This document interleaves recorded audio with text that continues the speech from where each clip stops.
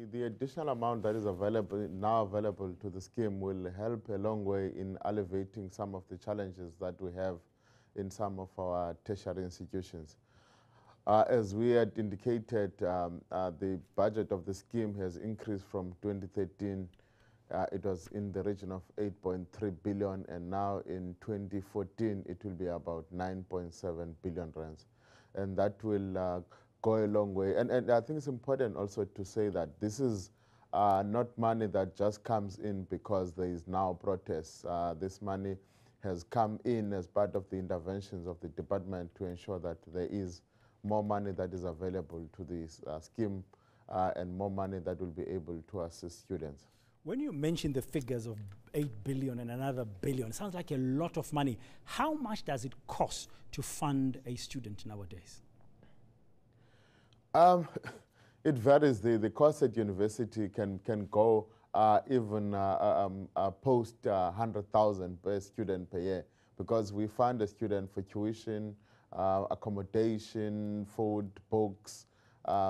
Therefore, you know, in some universities it can cost us more than 100,000 to put a student at university, and it varies. In some instances, if we're putting in a student at, for instance, the University of South Africa, because that's a non-resident university, it's much cheaper.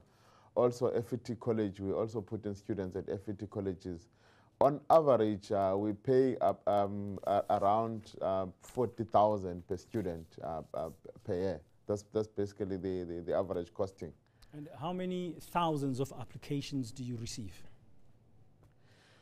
The applications are received by the various universities. From the scheme's perspective, we only get a list of approved students to pay for. And how many are those? We pay per annum for about, we're expecting to pay for about 430,000 students this year, which is the 2014 academic year.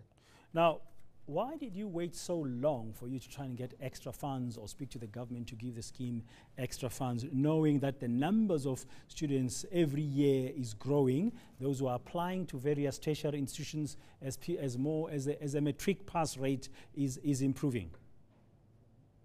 And as I've indicated earlier, this is not money that came in as a result of the protests. In fact, the money that the minister was talking about was paid into the scheme in about 2 weeks ago, and the protest started about a week ago. Therefore, you would see that there is not necessarily a correlation between the extra money and the protest. Okay, but the extra money has come in just 2 weeks before.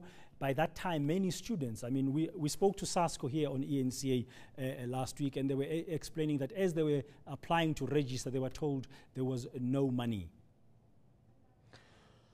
It's important to understand how the scheme works. The scheme has got guaranteed funding that comes from the budget of the state, and that we know how much it will be. But you know, at any given point in time, there are various initiatives to raise funding, and we don't stop at any point and we say that no, it's too late now to raise money.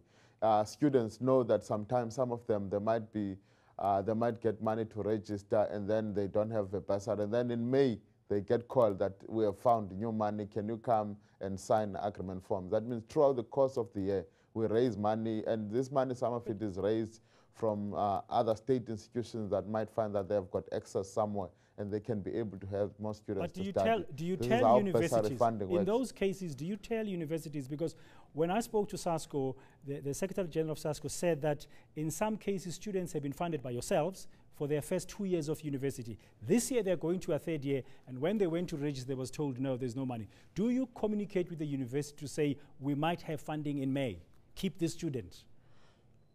We communicate the allocations to students on the 9th, for instance, for 2014 academic year, we send them letters on the 19th of December, which means when they opened this year, they knew that they will have money. If we are raising money, for instance, if I go to, let's say, a private company and go and raise money, I wouldn't know when they will say yes. It's only at the point that they say yes, then I will go back to the university and say, I've just received additional amount of money. Okay, very briefly, what are you going to do this year to ensure this doesn't repeat itself next year? We work within an environment of limited resources. We continuously raise funding to ensure that we fund more students, but we don't issue any guarantees that we'll fund every student possible that needs financial aid. You deserve to know more. enca.com.